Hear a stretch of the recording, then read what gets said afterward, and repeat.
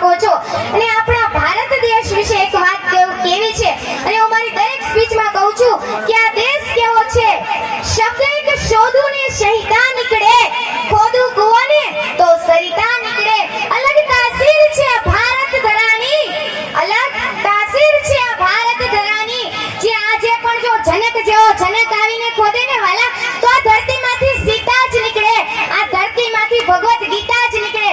આવો ઇતિહાસ આપણો ભારત દેશ આવો છે।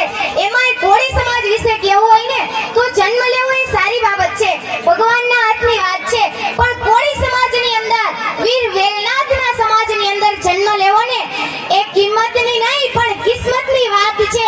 અને આપણે બધા બહુ ભાગ્યશાળી છીએ કે વીર વેલનાથના કુળની અંદર આપણો જન્મ થયો છે।